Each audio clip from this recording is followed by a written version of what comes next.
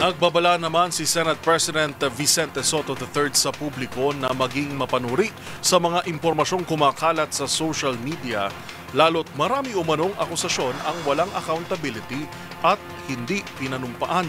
Binigyan din ng senador ang mga putol-putol na paratang kagaya ng mga ibinabato kay Pangulong Bongbong Marcos ay dapat lamang pagdudahan hanggang hindi ito isinasailalim under oath o sa formal na proseso.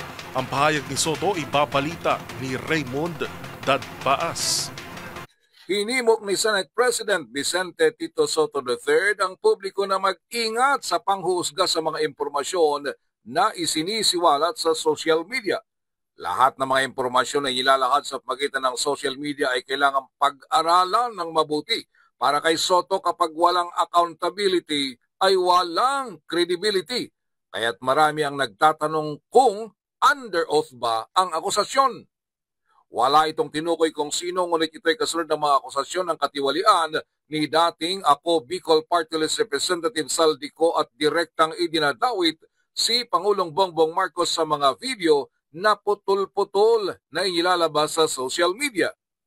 Paliwanag ng Pangulo ng Senado, madali itong paniwalaan para sa mga taong galit sa inaakusahan, ngunit sa dulo ng lahat ay lalabas din ang katotohanan. Una nito'y hinamon ni Senador Sherwin Gatchalian si Ko na umuwi ng Pilipinas at panumpahan ang kanyang akusasyon laban sa Pangulo. Para sa kanya ay mahirap paniwalaan ang testimonya ng isang nagtatago sa batas at sa social media lamang nagsisiwalat. Sa panig ni Senador Panfilo Ping Lacson na siyang chairman ng Senate Blue Ribbon Committee, iminungkay nito na magtungo sa Philippine Embassy kung nasaan si dating Congressman Zaldi at panumpaan ang kanyang pahayag.